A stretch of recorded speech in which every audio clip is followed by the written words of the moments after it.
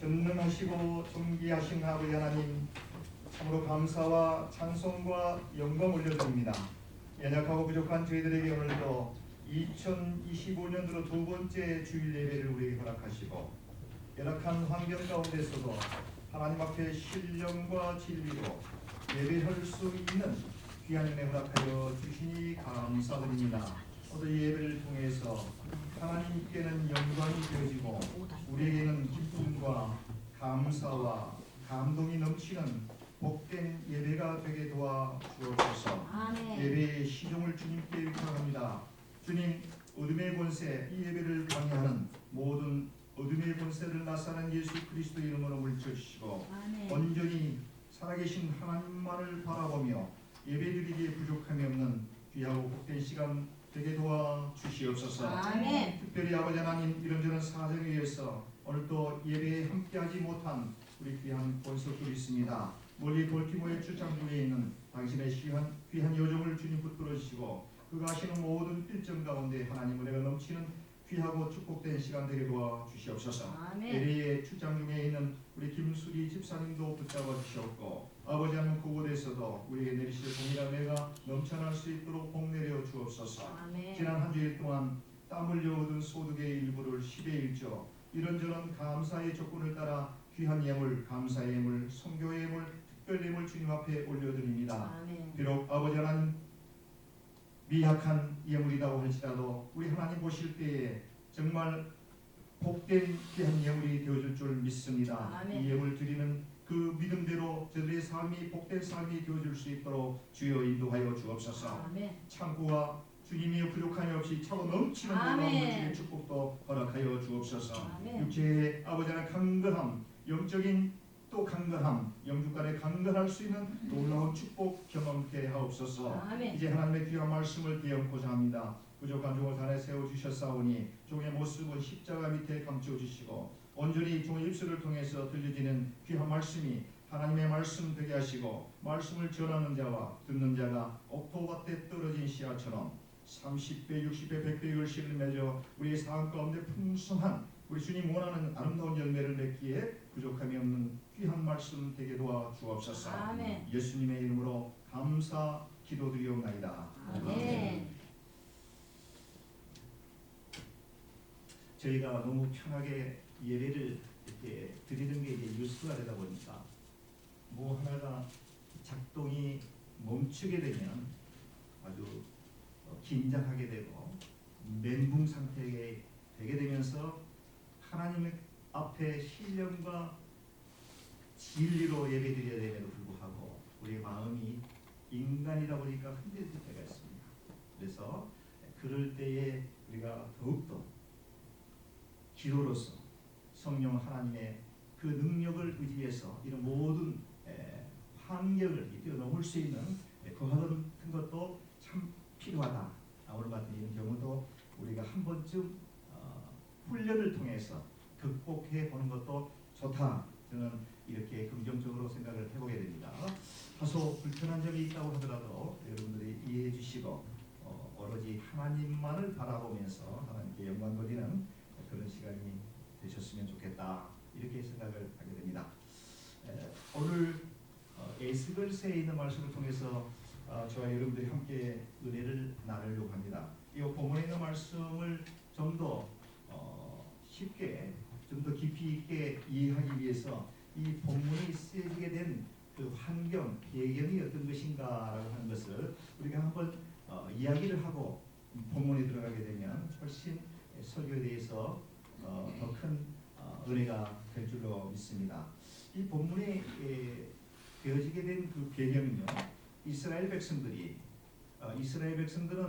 하나님께서 택하신 백성들입니다.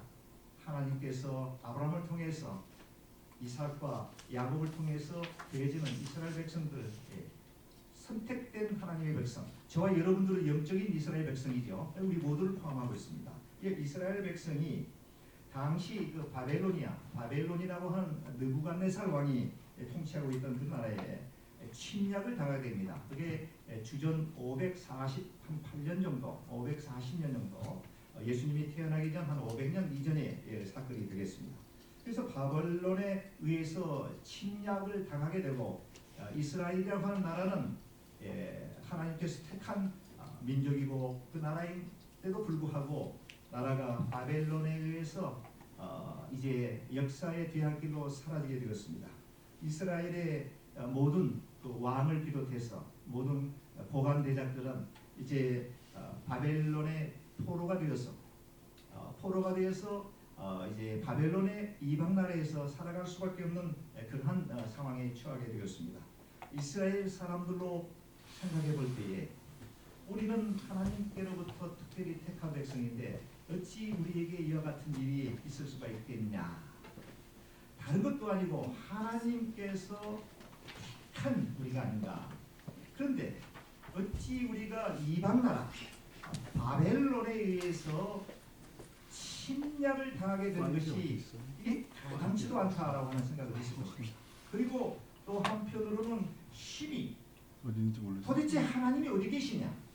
하나님이 살아계시면 우리를 보호할 텐데 우리를 이렇게 바벨론에 대해서 침략을 당하는 레벨에 들인 이런 하나님, 그래서 이스라엘 백성들이 늘 믿었던 야훼 하나님, 여호와 이레, 여호와 니시 하나님, 그 하나님에 대한 그 막연한 그 환상이 깨어지는 듯한 그러한 상황 속에서 그야말로 유대인들은 아마 멘붕 상태에 놓여 있지 않느냐.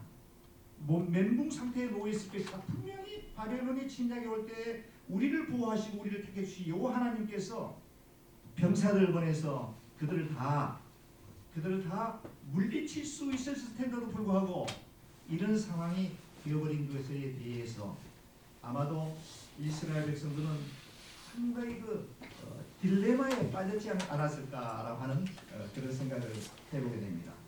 절망하게 됩니다. 소망이 없습니다. 어디 한 군데에서도 찾아볼 수 없는 한숨만이 난무하고 있는 처절한 상황이 바로 지금 현재 이 말씀이 쓰여지게 된 배경이 된다. 이렇게 여러분들이 이해하시면 되겠습니다. 사랑하는 성도 여러분, 우리도 이 세상에 살다 보면 하나님께서 분명히 우리를 택해 주셨고 만세전에 너는 내 것이라, 너는 내 자녀다, 너는 내가 특별히 도장으로 내 것으로 인쳐주셨다. 그래서 하나님의 택한 백성인데도 불구하고 우리의 삶 가운데에서는 여러 가지 어려운 환난과 역경과 시험을 당하게 될 때가 있습니다. 잔잔한 바다에 돛을 달고 순풍에 돛을 달고 항해하는 배가 되어진 때도 있었지만 때로는 갑자기 먹구름이 끼게 되더니 폭풍우가 쏟아지면서 금방에도 우리를 삼켜버릴 듯한 어려운 상황에 놓이게 되는 차디찬 눈보라가 치는 환난의 시기가 있다고 할 것입니다. 근데 그럴 때에 하나님께서는 어떻게 이 말씀을 통해서 우리에게 교훈해 주시는가? 이스라엘 백성들에게 어떻게 구원의 역사를 이루게 해주시는가? 이것을 우리가 이 본문의 말씀을 통해서 깨달아야 될 줄 믿습니다. 깨닫고 여기서 되어지는 이 사항이 그렇지, 내 삶 가운데서도 이 말씀이 이렇게 적용해 본다라고 하면 하나님께서 이전에 경험치 못했던 놀라우신 축복을, 또 다른 축복을 예비해 놓고 주시리라고 저는 분명히 믿습니다. 오늘 설교에 대한 목적이 바로 거기에 있습니다. 과거 BC 500년 전에 일어났던 이러한 일들이 오늘 21세기를 살아가고 있는 저와 여러분들에게 어떻게 연관되어지며 그 말씀이 우리에게 어떠한 교훈을 주어질 것인가, 반면 교사를 삼자라고 하는 것이죠. 그래서 오늘 말씀에 대해서 이제 함께 은혜를 나누게 되겠습니다. 이러한 하나님의 백성들이 처하게 되는 암울한 상황 속에 하나님께서는 이게 택한 이스라엘 백성들을 위한 또 다른 차원의 또 다른 계획을 가지고 계셨다 하는 점을 우리는 기억해야 됩니다. 우리가 환난을 당할 때 하나님께서 그냥 내버려 두지를 않습니다. 그냥 내팽개쳐 주지를. 왜요? 저와 여러분들은 하나님께서 택한 백성들이기 때문에 그렇습니다. 환난을 주실 때에는 그 환난에 대한 분명한 리즌이 있다고 하는 것이죠. 그 리즌은 하나님께서 주어지려고 하는 놀라운 축복을 주시기 위한 하나의 수순이 되어진다라고 하는 것이고, 또 한 가지는 왜 이런 환난이 주어졌을까? 내가 하나님을 섬긴다고 하지만 목사로서, 전도사로서, 교회의 직분자로서 선교사로서 하나님께 열심히 봉사한다고 하지만 어찌 나에게 이와 같은 환난이 주어질 것인가 라고 하는 점에 어디에 그 이유가 있을 것인가 라고 하는 것도 우리가 생각하면서 그것을 참여하고 회개할 때에 하나님께서 계획하시는 놀라우신 그 축복이 준비되어 있다라고 하는 점을 우리는 꼭 기억해야 될 줄로 믿습니다. 아멘. 이스라엘 백성들이 바벨론에 의해서 이 패망하게 된, 그리고 모든 사람들이 포로로 붙들려 가게 된 그 이유가 무엇입니까? 그냥 이스라엘 백성들이 하나님께서 보실 때에 미워해서 그렇게 하셨습니까? 어디에 이유가 있습니까? 무슨 이유 때문에 이스라엘 백성들이 바벨론에 패망을 당하게 되었냐 하는 질문입니다. 무엇 때문이죠? 죄 때문입니다. 죄 때문입니다. 죄입니다. 하나님을 섬겨야 될 텐데 하나님의 규례와 하나님의 율법과 하나님의 계명을 지키며 살면 하나님께서 복을 주시고 평안한 삶, 평탄한 삶, 축복의 삶으로 인도할 텐데 살만 하면은 하나님은 깡그리채 잊어버리고 아세라신과 바알신을 쫓아다니고 물질, 만몬신을 쫓아다니고 부귀와 영화와 권력, 이생의 안목, 육신의 정욕을 쫓아가는 게 바로 하나님께서 특별히 택한 백성이라고 할지라도 세상 사람들과 다를 바가 없이 똑같이 그 같은 죄를 범한다고 하는 것이죠. 그때 하나님께서 택한 백성이 아닌 세상 사람들은 이 뜻을 내라, don't care. 하나님께서는 그들을 신경 쓰지도 않습니다. 그러나 하나님께서 특별히 택하신 하나님의 백성들은 그렇게 내버려 두지를 않는다고 하는 것이죠. 나에게 돌아오라, 돌아오라고 기다리시는 아버지께서 사랑의 채찍, 사랑의 매를 든다고 하는 것이죠. 사랑의 매를 드는 차원에서 주의 강국 바벨로니아, 아시리아 이런 강국에 의해서 이스라엘 백성들을 침략하게 하고 패망케 하였다라고 하는 점입니다. 우리 대한민국을 한번 보십시다. 우리 대한민국이 어떤 삼천리반도 금수강산 하나님 주신 동산이라고 우리 믿음의 선조들이 외쳤습니다.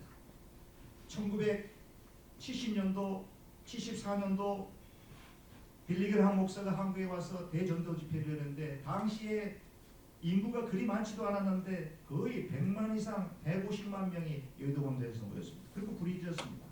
하나님, 우리 대한민국을 축복해 주시니 감사합니다. 우리 대한민국에 이제 세계의 선교를 책임질 수 있는 그 같은 힘과 능력을 우리 대한민국, 우리 한반도 조국에게 주시옵소서 라고 기도 부르짖었습니다. 매일 새벽마다 십자가에 있는 예배당에 불이 꺼지지를 않았습니다.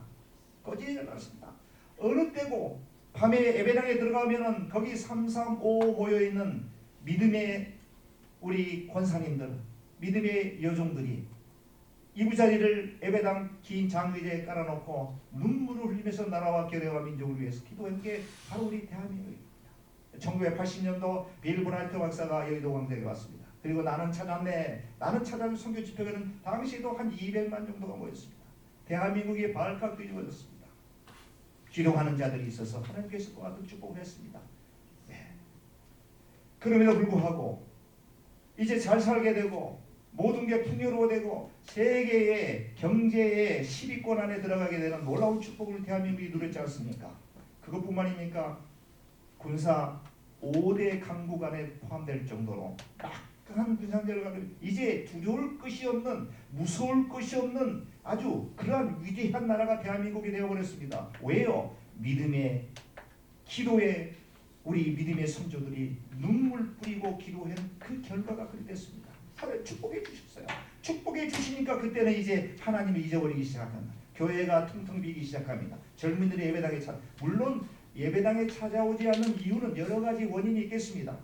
물론 교회가 교회로서의 사명을 감당하지 못한 것도 있지만 그러나 근본 원인은 그것이 아닙니다. 예배당보다는 세상에 나가서 향락, 여행 또는 즐거운 파티 이런 것에 더 재미를 느꼈기 때문입니다. 과거에 물질이 없고 가난했을 때 못 먹고 굶주렸을 때는 그거 하나님 먹을 양식 주옵소서, 건강 주십시오 주셨다가 하나님께서 그 다 축복을 주셨는데 주시고 나니까 이제는 하나님이 안 주게도 없더라는 것이죠. 하나님 없이도 이제 살만한 사회가 되어버렸습니다. 대한민국이. 바로 그때 바벨론 아시리아를 통해서 이스라엘을 침략하게 되고 이스라엘의 씨를 아주 씨라고 하면 곤란합니다. 이스라엘을 완전히 사랑의 매를 들었다가 우리 대한민국 보십시오. 지금 환란의 시기 아닙니까? 북쪽에는 호시탐탐 남한을 노리고 있는 북한의 공산주의 집단이 있습니다. 언제 어느 순간에 대한민국이 어떻게 될지 아무도 예측을 못하는 상황이 오였습니다. 그렇지 않습니까? 이것도 하나님께서 대한민국을 사랑하는 하나님의 채찍이 하나가 아닌가. 긴장해라, 긴장해라. 마음의 끈을 풀지 마라. 어느 순간에 악사는 순간에 훅 간다. 정신 번쩍 차리고 교회가 교회로서의 사명을 다해야 된다. 교회가 하나님의 기복적인 복을 강조하고 그냥 축복만을 강조하고 뭔가 바른 진리의 말씀을 선포하지 못하고 그냥 사람들의 귀에 속이 탄 얘기만 하면서 또 큰 교회는 작은 교회들을 다 그냥 흡수해버리는 야급 강식이 그 교회에서조차 더 다투어 그냥 너나 할 것 없이 큰 교회 대형 교회에서 작은 교회들이 설 자리가 없을 정도의 이런 처참한 상황에 놓여버리게 된다는 것이죠. 사랑하는 성도 여러분, 이스라엘이 범죄하고 하나님을 안 주기도 없고 하나님께서 가장 싫어하는 우상 숭배를 하고 세상 신에 흠뻑 빠져가지고 있을 때에 바벨론에 의해서 느부갓네살 왕을 그 어떻게 보면 사단의 앞자리 아닙니까? 느부갓네살 바벨론의 왕이 느부갓네살 왕인데 이 느부갓네살 왕의 이 손을 빌어서 이스라엘을 찬탈하게 만들고 어려운 공격에 빠지게 되었다. 그런데 그것이 바로 이스라엘을 사랑하기 때문이다. 하나님께서 택한 백성을 그냥 방관하고 내버려두지 않은 증표라는 것이죠. 그래서 지금 그러한 상황 속에 하나님께서 돌아오라, 내게로 돌아오라, 내게로 돌아오면 너희들은 평안을 누리고 하나님 내가 주는 축복을 누릴 텐데 왜 그러니? 이스라엘 백성들이 귀는 있으되 하나님의 말씀에 귀를 기울이지 않고 눈은 있으되 하나님의 말씀을 보지 못하는 거의 시체와 같은 아무런 힘이 없는 마치 삼손이 머리카락 잘려버린 삼손처럼 무력한 존재가 되어버렸다. 대한민국이 그런 원인 때문에 교회에 많은 젊은이들이 찾아오게 합니다. 그리고 많은 사람들이 교회를 떠나게 되었다라고 하는 점도 우리가 한 번쯤 생각해봐야 될 것이 아닌가라고 하는 말씀을 드리는 것입니다. 이때 우리 하나님께서는 그 이스라엘 백성들, 처참한 상황 속에 놓여있는 이스라엘 백성들을 이제 구원하시기 위해서 계획을 세우시게 됩니다. 그리고 누구를 부르십니까? 에스겔 선지자를 부르십니다. 꿈의 환상 중에 에스겔 선지자에게 나타나셨습니다. 하나님께서는 하나님의 구원의 사역을 이루시기 위해서 누구를 통해 이루십니까? 사람을 통해서 이루십니다. 사람을 통해서 이룬 줄 믿습니다. 저와 여러분들을 통해서 이 동부 제1장로에 주님의 핏값으로 사신 이 교회가 튼튼하게 세워지는데 바로 저와 이 자리에 계시는 여러분 한 분 한 분을 통해서 이루어지신다라고 하는 사실을 꼭 기억하셔야 됩니다. 비록 작지만 비록 겉으로 보기에는 아무 힘이 없는 것처럼 보이지만 여러분들이 앉아 계시는 이 자리 하나를 지킬 때 또 연약한 성도들을 생각하며 그들의 이름을 부르며 하나님 저들에게 힘과 능력을 주시옵소서. 저들이 연약한 가운데 놓였습니다. 질병 가운데 놓였습니다. 주님 치유의 광선을 비추셔서 치유해 주시고 독수리 같이 높은 창공 웅비의 기치를 활 펼치며 높이 올라갈 수 있는 귀한 성도도 되게 도옵소서. 중보의 기도를 외치는 그 기도 그 한마디가 여러분을 통해서 우리 동부 제1장로회가 하나님 보시기에 아름다운 교회로 성장될 줄 믿는데 여러분 동의하십니까? 네. 좋습니다. 지금 현 상황은 이 떠스내려 세상 바라보면 절망뿐입니다. 세상 바라보면 낙심뿐입니다. 그렇지 않습니까? 인간이기 때문에 그렇습니다. 그러나 하늘에 우리를 바라보고 계시는 우리 주님을 바라보고 십자가를 바라볼 때 우리 주님께서 십자가의 모진 고통을 당하신 그 상황을 바라볼 때는 문제가 되지 않습니다. 이 자리에 단 한 사람이 모여서 예배를 드린다고 할지라도 그게 문제가 되지 않는다고 하는 것이죠. 하나님을 바라보시는 저와 여러분들 되시길 주님의 이름으로 축복드립니다. 아멘. 에스겔 선지자를 하나님께서 환상 중에 이제 나타나셨습니다. 그리고 에스겔 선지자를 데리고 어디로 가며 골짜기 가운데 데리고 갑니다. 근데 그 골짜기에는 뼈들이 항상하게 서로 뒤엉켜 있는 죽은 사체들이 수북이 쌓여 있는 아주 끔찍한 현장으로 데리고 갑니다. 아니 이게 뭐야? 아마 에스겔 선지자는 제가 그렇게 에스겔 선지자 내가 만약에 에스겔 선지자 깜짝으로 기절해서 아마 넘어졌을 거라고 생각이 됩니다. 그렇습니까? 죽어 있는 골짜기에 뼈들이 항상하게 해골 바가지, 팔뼈, 다리뼈, 갈비뼈들이 서로 뒤엉켜 가지고 있는 그 죽음의 골짜기, 그 흉측한 모습으로 에스겔 선지자를 데려가면서 그 뼈들 사이로 어떻게 합니까? 지나가게 하십니다. 지나가게 하십니다. 지나가게 하시는데 얼마나 끔찍했을 것 같습니까? 그때 하나님께서 왜 에스겔 선지자에게 이 뼈들 사이로 지나가게 했을까? 그냥 보면 될 텐데 저는 이 말씀을 보면서 그렇게 생각했습니다. 아 그렇구나. 에스겔 선지자를 통해서 하나님께서 분명한 이스라엘 백성들을 구원하게 하는 그 메시지를 증거하기 위하는 데에서는 그 현실에 대한 정확한 디테일한 상황을 파악하도록 아마도 하나님께서 에스겔 선지자를 데리고 그 뼈들이 앙상하게 보이는 그 가운데를 중심으로 지나가게 했을 것이다 라고 하는 생각입니다. 그걸 지나가 보니까 이제 멀리서 골짜기 저편에서 바라볼 때 그 모습과는 확연히 다른 모습을 발견하게 되었습니다. 지나가게 되니까 뼈들이 듬성듬성 흐트러져 있습니다. 엉켜 있습니다. 머리카락도 있을 것이고 해골바가지도 있을 것이고 손가락 뼈들도 있을 거고 너무나 끔찍합니다. 그 상황을 봅니다. 보니까 뼈들이 가득 차 있는데 뼈들이 시간이 오래돼가지고 아마 다 말라서 이제 금방이라도 부스러질 듯한 그런 상황을 에스겔 선지자가 목도하게 되었습니다. 현실을 정확하게 파악하게 된 것입니다. 아, 이거는 죽음이요 절망이다. 더 이상 소생 가능성이 없는 제로 상태다. 라고 하는 것을 에스겔 선지자는 분명히 그 상황 속에서 목도하게 되었습니다. 그리고 하나님께서 그 현실 파악을 정확하게 하고 있는 에스겔 선지자에게 질문하십니다. 인자야, 이 뼈들이 능히 살 수 있겠느냐?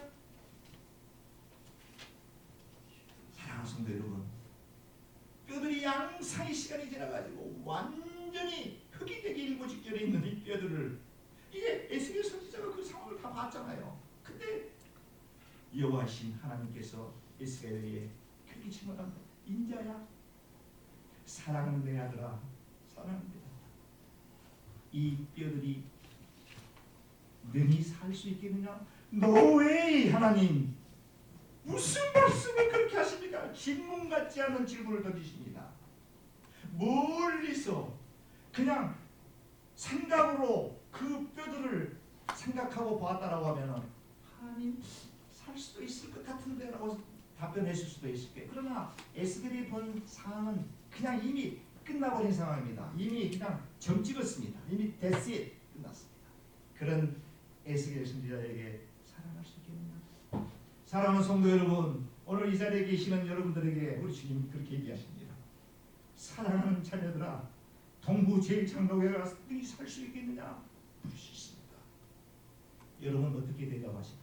안 돼요. 우리는 이것이 부족합니다.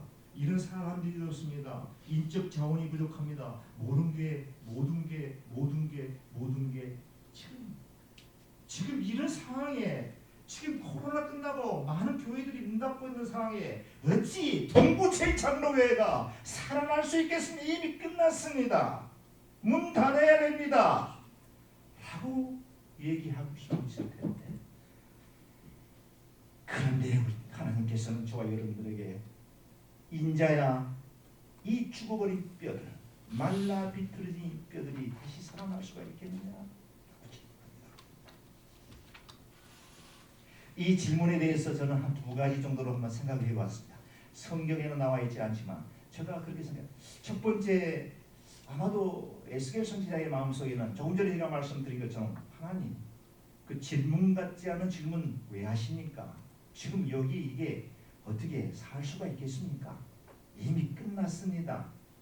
끝났습니다. 두 번째로는 삶과 죽음이 여호와 하나님의 손에 달렸으니 하나님께서 하시면 이미 만나 비틀어진 뼈들이 살아날 수 있을 것 같은데요 라고 하는 그 믿음도 하나 어쩌면 에스겔 선지자는 가지고 있었는지 모릅니다. 그래서 그 질문에 대한 답을 내가 대답하되 주 여호와 주께서 어떻게 해요? 하시느니라. 할렐루야. 할렐루야. 동부제일장로교회 사랑하는 자녀들아, 살 수 있겠느냐? 부흥될 수 있겠느냐 말씀하실 때에 우리는 그렇습니다. 우리는 할 수 없으나 주님께서는 하실 수 있습니다. 주님께서는 그걸 하십니다. 주님께서 하실 수 있습니다. 주께서 아십니다. 그와 같은 믿음의 고백을 하시는 저와 여러분들이 되시기를 주님의 이름으로 축복드립니다. 축복합니다. 그리고 예수님에게 또 명령하십니다. 4절을 보겠습니다. 또 내게 이르시되 너는 모든 뼈에게 대언하여 이르시되 너희 마른 뼈들아 여호와의 말씀을 들을지어다. 자, 이게 참 중요한 단어 하나 나오는데 대언하다. 에스겔 선지자에게 내가 너에게 한 얘기를 뼈들에게 그대로 전해라. 대언하라. 사랑하는 성도 여러분, 제가 말씀을 전하는 이 순간에도 저는 저의 말씀이 아니라고 봅니다. 하나님께서 저를 통해서, 저의 입술을 통해서 대언하시는 겁니다. 전도를 할 때도요, 다른 구타한 얘기 할 필요 없습니다. 성경에 있는 말씀 그대로 대언하는 겁니다. 그게 왜 어렵습니까? 내가 하려고 하니까 어렵죠. 내가 이 자리에서 설교를 하려고 하니까 힘듭니다. 스트레스를 받습니다. 편두통이 옵니다. 지끈지끈합니다. 그러나 하나님께서 나를 통해서 하신다고 하는 믿음이 있는데, 그게 우주 만물을 창조하신 전지전능하신 하나님이 내 안에 계시고 나의 입술을 통해서 나는 그냥 도구처럼 사용하시는데 뭐가 어렵습니까? 내가 하려고 하니까 어렵지요. 내가 잘하려고 하니까 어렵지요. 내가 뭔가 설교를 통해서 인기를 얻으려고 하니까, 내가 뭔가 전도의 왕이 되어서 많은 사람들에게 칭찬을 받으려고 하니까 어렵지요. 혹시라도 내가 전했는데 저 사람이 그냥 내 말에 대해서 들은 신청도 않고 예배당에 안 나오면 내가 상처를 받을 것 같으니까 두렵죠. 그러니까 두렵죠. 내가 하려고 하니까 두려운 겁니다. 대언하는 겁니다. 하나님께서 에스겔 선지자에게 그럽니다. 대언하라. 그리고 뼈들에게 말하라. 살아나리라. 생기가 있게 하리라. 이것이 바로 하나님께서 저와 여러분들에게 주시는 귀한 메시지가 아닌가, 저는 이렇게 생각을 해보게 됩니다. 우리는 하나님의 말씀을 가지고 하나님의 말씀을 대언하는 자들입니다. 그 말씀에 더해서도 안 되고 그 말씀에 감해서도 안 됩니다. 뭔가 거기 아름답게 미사역으로 꾸며서 포장해서도 안 됩니다. 주 예수를 믿으십시오. 그리하면 형제님 자매님 가정에 구원함을 받습니다. 축복을 받습니다. 죽어서도 하늘나라 가지면 이 세상에 사는 동안에도 하나님의 놀라운 축복을 경험하게 될 것입니다. 대시 교회 나오면 재밌어요. 무슨 프로그램이 잘 돼. 이런 구차한 얘기는 두 번째 얘기입니다. 첫째, 하나님의 말씀을 그대로 대언하는 게 전도입니다. 여러분들의 삶 가운데 주의 어려움 가운데 놓여 있는 분들을 주의 말씀으로 대언하시는 여러분들이 되시길 주님으로 축복합니다. 그리고 에스겔 선지자는 즉시 뼈들을 향하여 이렇게 여호와의 말씀을 들을지어다.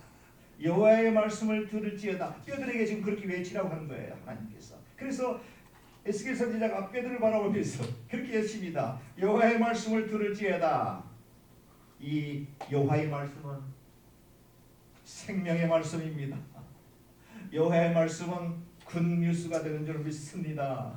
여호와의 말씀은 죽은 자를 살리는 위력이 거기에 있습니다. 아멘. 절망과 좌절과 시련과 고통 가운데 있는 자들에게 희망을 주는 게 무엇이라고요? 하나님의 말씀입니다. 여러분, 하나님의 말씀입니다. 하나님의 말씀입니다. 그렇게 그대로 대언하니, 그렇게 대언하니 소리가 갑자기 나더니 뼈들이 서로 흩어져 있던 뼈들이 제 짝을 찾아가기 시작합니다. 홍길동 뼈가 저쪽에, 다리뼈가 관절, 고관절이 저쪽에 흩어져 있던 뼈들이 갑자기 두두두두두두두두 소리가 나더니 하면서 뼈들이 갑자기 제 짝을 찾아가기 시작합니다. 움직이기 시작하되 소리가 나기 시작합니다. 이 뼈 저 뼈들이 서로 짝을 찾아 들여받고 연결됩니다. 그리고 난 이후에 그 앙상한 그 해골 같은 그 뼈에 갑자기 힘줄이 생기고, 그리고 그 힘줄에 근육이 붙고, 그 근육 위에 그 살이 붙고 살 표피에 가죽이 붙었더라. 형체로 봐서는 완벽한 사람의 모습을 갖추게 지금 되는 상황입니다. 그러나 불행하게도 완벽한 소생은 아직 not yet. 무엇이 지금 부족합니까? 무엇이 부족하죠? 그렇습니다. 생기. 하나님의 영, 생기. 태초에 하나님의 천지를 창조하고 사람을 만들고 생기, 코에 생기를 불어넣어서 사람이, 이 생기가 없는 상태에는 몸뚱아리 겉모습은, 형상은 살아있는 것처럼 보이지만 이 상태로 있는 거예요. 한번 보세요. 여기에 에스겔 선지자가 대언하기 시작합니다. 생기. 또 내게 이르시되 인자야 너는 생기를 향하여 대언하라 하니, 에스겔 선지자가 대언하여 이르기를 주 여호와께서 이같이 말씀하시기를 생기야 사방으로부터 와서 이 죽음을 당한 자들에게 붙어서 살아나게 하셨다 하라. 그러니까 하나님의 말씀을 대언하니 그 순간에 그 사람의 형체에서 생기가 없는 상황 속에 놓여 있는 그 사람, 그 각자의 그 몸속에 생기가 들어가는 이제 완벽한 사람으로 되었고 그 수가 군대와 같았다. 이렇게 성경은 기록하고 있습니다. 중요한 것이 한 몇 가지를 우리가 놓쳐서는 안 되는 사항이었습니다. 하나님의 말씀은 죽은 자를 살리시는 역사와 능력이 있다라고 하는 점을 우리 꼭 기억해야 될 줄로 믿습니다. 기독교는 생명의 종교입니다. 하나님의 말씀이 이론적으로도 물론 모든 것이 있지만 그러나 살리는 종교입니다.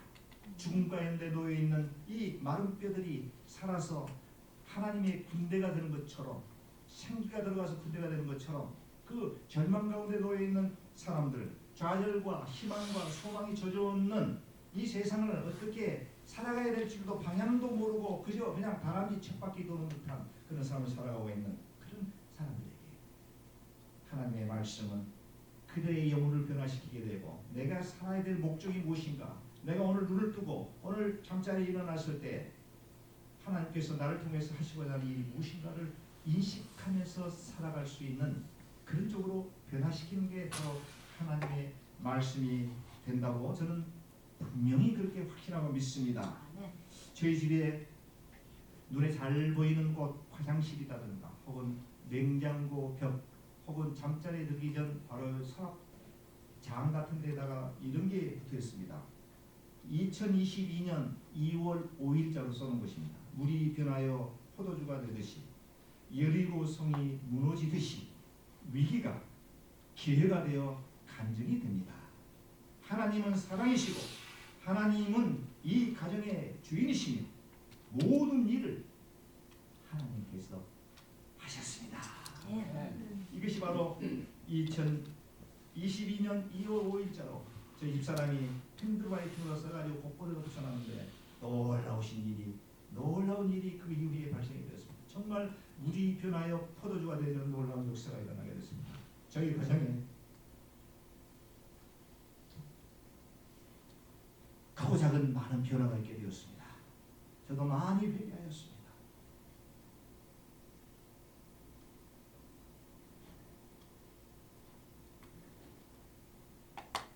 우리 하나님께서 여러 가지를 축복해 주십니다. 여러 가지를 축복해 주시는 제가 확실하게 정말 이건 간증으로 여러분한테 말씀드립니다. 하나님의 말씀에 의지하여 물이 변하여 포도주가 되어지는 놀라운 축복을 우리 동부의 귀한 권속들 누릴 수 있는 복된 성도들이 다 되시길 주님의 이름으로 축원합니다. 아멘. 예수를 골짜기에 마른 뼈가 하나님의 말씀으로 되어냈더니 거기에 힘줄이 붙고 근육이 붙고 살이 붙고 부피가 붙어서 거기에 생기를 불어서 큰 군대가 된 것처럼 절망 가운데 좌절 가운데 혹이라도 처해진 상황이 있다고 하면 하나님의 말씀을 통해서 회복되어지시는 우리 동부의 귀한 권속들 2025년도 이 한 해가 복된 한 해가 되어서 송구 영신 예배 드릴 때 모두가 다 하나님 앞에 간증으로 영광 돌릴 수 있는 귀한 축복 누리시기를 다시 한 번 더 주님의 이름으로 축복합니다. 아멘.